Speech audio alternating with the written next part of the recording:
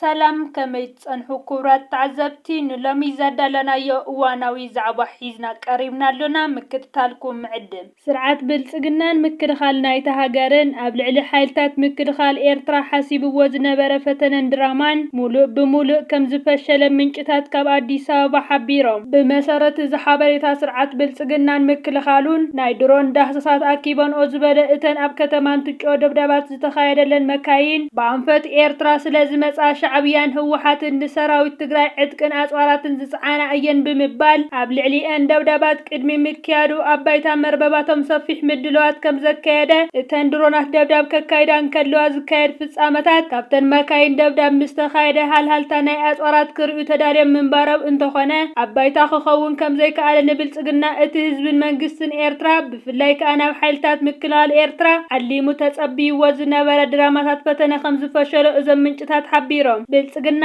ኣብ ዝተፈለለየ እዋናት ናይ ዳሳሳ ድሮናቱ ሓበሬታ ሂቡን ብምባል ዘካይዶም መጥቃዕታት ኣባይታ ዕውት ኮይኑ ዝፈልጥ ኣይኮነን ኣብ ዝሓለፈ ክልተ ኣዋርሕ ጥራይ ኣብ ክልላት ኣምሓራን ኦሮምያን ዘካይዶ ናይ ድሮናት ደብዳብ መኣያናይ ዝኾይኑ ይርከብ ብተወሳኺ ኣብ ክልል ኣምሓራን ፋኖ ዝሓሰቦን ሚሊሻታቱን ሰራዊቱን ኣጽዋራቱን ዕጥቁን በገዛ ናይ ባዕሉ ድሮን ከም ዘቃጸለን ከም ዝደብደበ ናይ ቀረባ ግዜ ተዘክሮ እዩ እዚ ኣብ ከተማ እንትጮ ካልኦት ከባቢታት ናይ ትግራይን ፈጺምዎ ዝርከብ ደብዳብ ድሮናት እውን ምስ ጉጉይ ሓበሬታ ስለያን ዝተተሓዘ ምዃኑ እቶም ምንጭታት ይሕብሩ ብልጽግና ሓሲብዎ ዝነበረ ደብዳብ ብምክያድ ካብ ሻዕብያ ከምኡውን ግብፅን ሱዳንን ዝመጸ ኣጽዋራት ኣቃጺደ ብምባል ኣብ ልዕሊ ህዝብን መንግስትን ምክልኻል ሃገርን ክስታት ንምቕራብ ከም ዝነበረ እውን ወሲኾም ይገልጹ እቲ ንሱ ዘካይዶ ደብዳብ ግን ኣብ በነናት ዘይቲ በርበረ እዩ ክዓልብ ክኢሉ ብልጽግና ብቴክኖሎጂ ድሮናት ጸብለልትነት ኣለኒ እናበለ ክፍክር ይውዕል ነፈርቲ ኩናቱ ይኹን ድሮናቱ ዘካይዶ ደብዳባት ግን ኣባይታ ዕውት ኮይኑ ዝፈልጥ ኣይኮነን ሚኒስትሪ ሕርሻ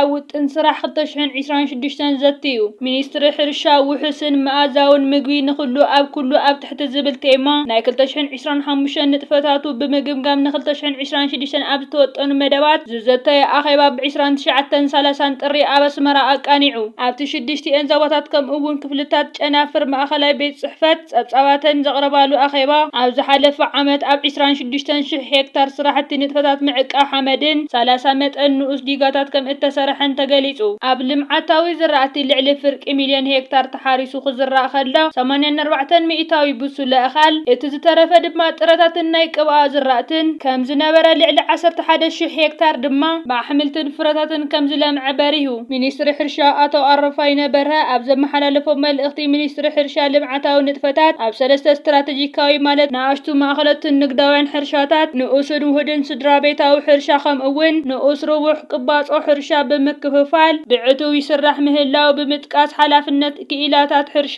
ብሓበሻ ኣብ ቅድመ ግንባር ዘለው ክኢላታት ድማ ብፍላይ ነቲ ውሕስን መኣዛውን ምግቢ ንኹሉ ኣብ ኩሉ ዝብል ዕማም ቅድሚ 2028 ንምትግባሩ ብዕቱብ ክስርሐሉ ኣዘኻኺሩ ኣብቲ ኣኼባ ላዕለዎት ሓለፍቲ ክኢላታት ሕርሻን ሓለፍቲ ክፍሊ ሕርሻ መሬት ዞባታት ሓለፍትን ወኪላትን ኣቤተ ጽሕፈት ሕርሻ ኣብ ዞባታት ንኡስ ዞባታትን ከምኡውን ወኪል መሻርክቲ ልምዓት ማሕበራትን ትካላትን ተሳቲፎም ነይሮም ዜና መስዋዕቲ ተጋዳላይ ተስፋይ ወልደ ሚካኤል ተሰዊኡ ገዲም ተጋዳላይ ተስፋይ ወልደ ሚካኤል ተመልሶ ወዲ ሞላ ብ29 ጥሪ ኣብ መበል 77 ዓመት ዕድሚኡ ብሕማም ተሰዊኡ ኣብ ወርሒ ጥሪ 1975 ኣብ ህዝባዊ ሓይልታት ሓርነት ኤርትራ ዝተሰለፈ ተጋዳላይ ተስፋይ ኣብ እዋን ሓርነታዊ ቃልሲ ኣብ ተዋጋኢ ሰራዊት ክፍሊ ስንቅን ክፍሊ ሓለዋ ሰውራን ድሕሪ ናጽነት ድማ ኣብ ኩባንያ ቀይሕ ባሕሪ ባዶ 9 ኩባንያ ምክፍፋል ሕድሪ ስታፍ ምምሕዳር ሚኒስትሪ ምክልኻልን ክፍለ ሰራዊት 24 ብዝተፈላለየ ጸፍሕታት ሓላፍነትን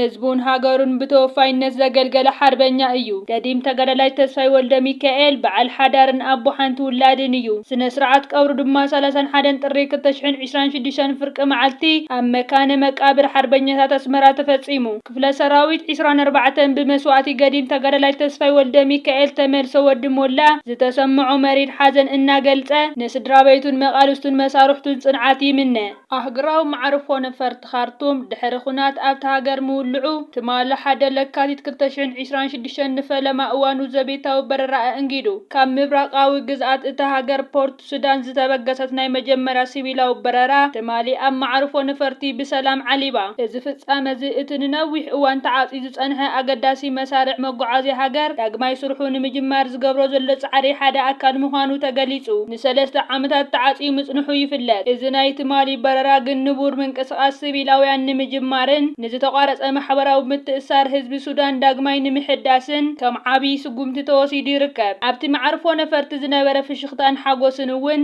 ነቲ ሓዱሽ ተስፋ ዘንጸባርቕ ኮይኑ ሰበስልጣን እቲ ሃገር ድሕሪ ሕጂ እቲ በረራ ብቐጻሊ ንኽካየድ ምድላዋት ከም እተገብረ ኣፍሊጦም ኢራን ሓይልታታ ኣብ ዝለዓለ ጥንቃቐ ኣእትያ ክመጽኣ ንዝኽእል መጥቃዕቲ ተዳልያ ትጽበ ከም ዘላ ገለ ተንተንቲ ይገልጹ ኣብ መላእ ቴሄራን ህዝባውያን መዕቆቢ ተኸፊቶም ከም ዘለው እውን ተሓቢሩ መጥቃዕቲ ሕቡራት መንግስታት ኣሜሪካ ዳርጋ ክፍጸም ምዃኑ ኣብ ዝገሃደሉ ዘሎ እዋን ኢራን ከምዚ ዓይነት ዘይተለመደ ስጉምቲ ክትወስድ ምፋልማያ እዩ እንተተባሃለ ምግናን ኣይኮነን ወተሃደራውያን ኣሃዱታታን ምክልኻል ኣየራን ኢራን ዝለዓለ ምድላዋት ክገብሩ ተኣዚዞም ይርከቡ ኣብ ቴሄራን ዝርከቡ ትሕቲ መሬት معقبيات التراوغ مسالات زلوم مدبرات مترو نهزب تخفيتو ملو አባላት ህጹጽ አገልግሎትን ህይወት አድህነን እዳለውን ንዝኾነ ኸመጽ ዝኽእል ድንገት ተዳልዮም ድማ ዝግባ አገልግሎት ክህቡ ከም እተሐበረም ይግለጽ ሰመዚ እቲ መጠንቀቕታ ድሕሪ ስለያ እቲ ሃገር ሃንደበታዊ መጥቃዕቲ ኸጋጥም ከም ዝኽእል ምሕባሮም ይዝካየድ ዘሎ ኣብ መንጎ ኢራን እስራኤል አሜሪካ ዘሎ ወጥሪ እናኸበ ይዝኸይድ ዘሎ ሰበስልጣን ኢራን ዝኾነ ይኹን መጥቃዕቲ ሓያል መልሰ ግብሪ ከም ዝገጥሞን ነቲ ግጭት ኪንዮ ደባት ኢራን ከስፍሖ ከም ዝኽእል እዮም ዘጠንቅቑ